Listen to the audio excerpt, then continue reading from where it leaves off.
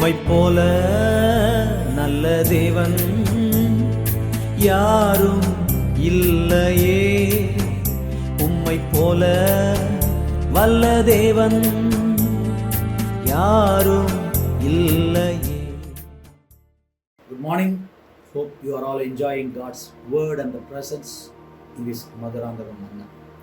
மதுராந்தகம் மன்னாவின் மூலமாய் தேவனுடைய சத்தியத்தையும் தேவனுடைய பிரசன்னத்தையும் காலையிலேயே நீங்கள் அனுபவிக்கிறீர்கள் என்று விசுவாசிக்கிறேன். நீங்கள் அனுபவிக்க ஜெபிக்கிறேன். காலையிலேயே உங்கள் வீடுகளுக்கு ஒரு அற்புதம் நடக்க வேண்டும் என்பது எங்களுடைய வாஞ்சை. இயேசு எங்கெல்லாம் போனாரோ அற்புதம் செய்வதற்கு முன்னால உபதேசம் பண்ணினார். ஸோ வசனத்தை கேட்டாலே அற்புதங்கள் நடக்கும். எனக்கு ஒரு அற்புதம் நடக்கணும்னு நீங்கள் எதிர்பார்க்கலாம். எனக்கு அற்புதத்துக்காக ஜெபிப்பாங்களான்னு நீங்கள் நினைக்கலாம். ஆனால் வசனத்தை கேட்டிங்கன்னா அந்த வசனத்தின் மூலமாக அற்புதம் நடக்கும். அவர் தமது வசனத்தை அனுப்பி குணமாக்குகிறார்னு வாசிக்கும், அழிவுக்கு தப்பி வைக்கிறார். So through word there is a healing. Word of God heals you. It's like a tablet. Tablet கூட உங்களுக்கு சுகம் தராமல் இருக்கலாம். வசனம் சுகத்தை கொண்டு வரும், உங்கள் தேவை சந்திக்கும். இன்றைக்கு ஆதியாகமம் 4ஆம் அதிகாரம் 2ஆம் வசனம். பின்பு அவனுடைய சகோதரனாகிய ஆபேலை பெற்றான். இங்க ஏவாளுடைய வாழ்க்கையிலிருந்து ஒரு சாட்சியை சொல்லிக் கொண்டிருக்கிறேன். ஒரு பிள்ளை பிறந்தவுடன் கர்த்தரால் பெற்றேன்னு சொன்னார். It's a testimony. அது ஒரு சாட்சியாய் பார்க்கிறேன். கர்த்தர் நமக்கு செய்த நன்மைகளை சாட்சி சொல்லும் போது, கர்த்தர் நமக்கு செய்தவைகளுக்காக நம் நன்றி உள்ளவளாய் இருக்கும்போது, அதற்காக சாட்சி சொல்லும் போது கர்த்தர் சந்தோஷப்படுகிறார். சந்தோஷப்பட்டவனு திரும்ப நிறைய கொடுப்பார். ராஜாவை புகழ்ந்த ஒரு கவிஞன், ராஜாவே கோன் ஓங்குக, குடி ஓங்குக, அப்படியே என்னுடைய ராஜ்யம் அப்படின்னு ராஜாவை புகழ்ந்து, யாரங்கே ராஜா, பொற்காசுகளை கொடுங்கள், 4-5 வார்த்தை சொல்லி பாடுகிற கவிஞனுக்கு உடனே பொற்காசுகள் ராஜா தருவான்னு தெரியும். ஒரு ராஜாவே தன்னை புகழ்ந்து பாடுகிற ஒரு கவிஞனுக்கு, புலவனுக்கு பொற்காசுகள் கொடுத்தால், ராஜாதி ராஜாவு ஐயா நீங்க செய்த நன்மைகளுக்காய் நன்றின்னு சொன்னீங்கன்னா சும்மா விடுவாரா? இவங்களை இப்படி அனுப்பினா சோர்ந்து போயிடுவாங்க. திருப்தியாக்கி அனுப்பு. இயேசுவின் ஊழியத்துல பாருங்க, இங்க கர்த்தரால் பெற்றேன்னு அவர் டிக்ளேர் பண்றா. உடனே வசனம் சொல்லுது, பின்பு அவனுடைய சகோதரனாகிய ஆபேலை பெற்றான். There's another blessing. Blessings coming, keep on coming. ஆசீர்வாதம் வந்துகிட்டே இருக்கு. சாட்சி சொல்ல சொல்ல, கர்த்தரை துதிக்க துதிக்க அற்புதங்கள் வரும். ஒரு பிள்ளை எனக்கு இருந்தா அந்த பிள்ளையை உங்களுக்கு கொடுத்துருவேன் ஆண்டவரேன்னு சொன்னாள் அன்னாள். 1 சாமுவேல் 1ஆம் அதிகாரத்தில் அதை நீங்க வாசித்தீங்கன்னா, அதே போல அவள் வருகிறாள், அந்த பிள்ளையை ஆண்டவருக்கு கொடுக்கிறாள். ஆண்டவர் கொடுக்குறாங்க. ஆலயத்துல கேட்டேன், கர்த்தர் தந்தான்னு விட்டுட்டு போறான், ஏலிட்ட சொல்லிட்டு. ஆனா 2ஆம் அதிகாரத்துல போறதுக்கு முன்னால 1 முதல் 10 வசனங்கள் ஆண்டவரை துதித்து விட்டு போகிறாள். உன்னை தந்தேங்க, உன்னை தாங்கன்னு கேட்டு தந்தீங்க, கொடுப்பேன்னு சொன்னேன், கொடுத்துட்டேன், எனக்கு திரும்ப பிள்ளை இல்லாத மாதிரி தான் போறேன், ஸ்தோத்திரம். ஒன்னும் முறுமுறுக்கல்ல, சந்தோஷமாய் திரும்பி துதித்து விட்டு போறாள்.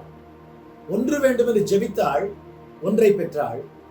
அந்த 1ஐ கர்த்தருக்கு கொடுத்து துதித்தாள், 5ஐ பெற்றாள். சர்ப்ரைஸ்ல ஒரு பிள்ளைய விட்டுடுமோ எவ்வளவு கஷ்டமா இருந்திருக்கும்.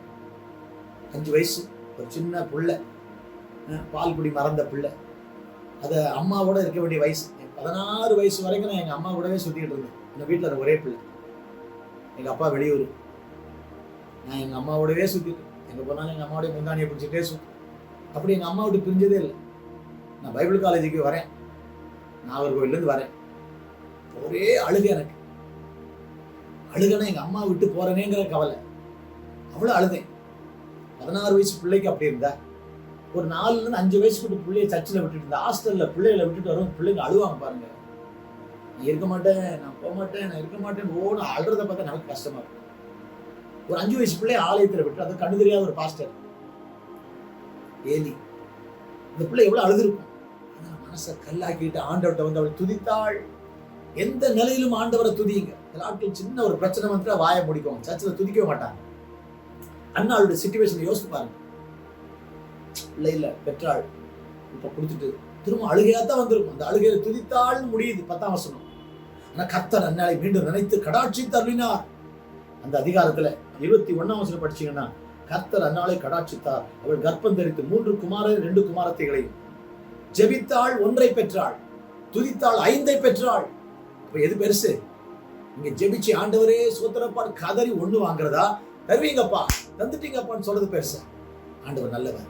இந்த வாரத்துல முதல் நாள்ல தகப்பனே நீ தந்தவைகளுக்காய் நன்றின்னு சொல்லுங்க. நன்றி சொல்லிட்டு இருங்க, குறை சொல்லாதீங்க. நிறைய வரும். Blessings will keep on coming up. தொடர்ந்து வந்துகிட்டே இருக்கும், வந்து கொண்டே இருக்கும். ஆச்சரியமான காரியங்கள் வருகிறது, உங்களை தேடி வருது. விசுவாசிங்க. தீர்க்க தரிசனமா சொல்றேன், தீர்க்க தரிசனமா சொல்றேன். ஒரு பிள்ளைதானே நின்று போச்சு நினைக்கிறீங்களா?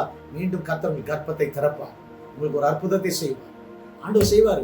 இந்த பிந்தின 6 மாதங்கள்ல, ஜூலை டு டிசம்பருக்குள்ள உங்க குடும்பங்கள நன்மைகள் நடக்கும்.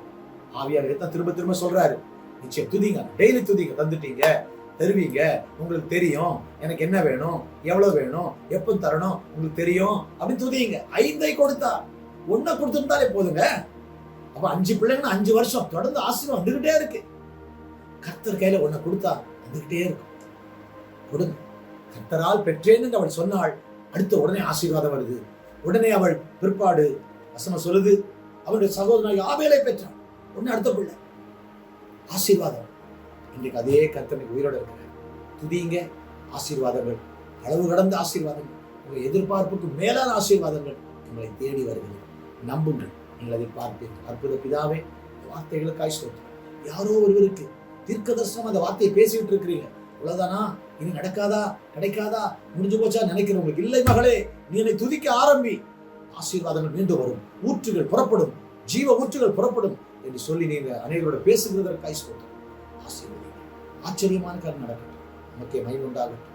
அதிசயங்களை காணப்படுகிறவரே, இந்த நாமத்தை மகிமைப்படுத்தும். அந்நாளுக்கு 5 பிள்ளைகளை கொடுத்து துதித்தவளை கனப்படுத்துகிறவர் இன்றைக்கும் ஆண்டவரே, இந்த காலை வேளை உம்மை துதித்துக் கொண்டிருக்கிற ஒவ்வொருவருக்கும் ஆசீர்வாதங்களை ஆண்டவர் கொடுத்து சிரசின் மேல் வைத்து முடிசூட்டுவீராக.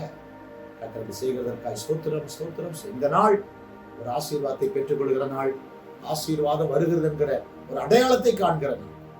செய்கிறதற்காய் இயேசுவின் நாமத்தில் பிதா, ஒரு பலமான ஆமென் சொல்றீங்களா? ஆமென். Yes, you will see. God bless you.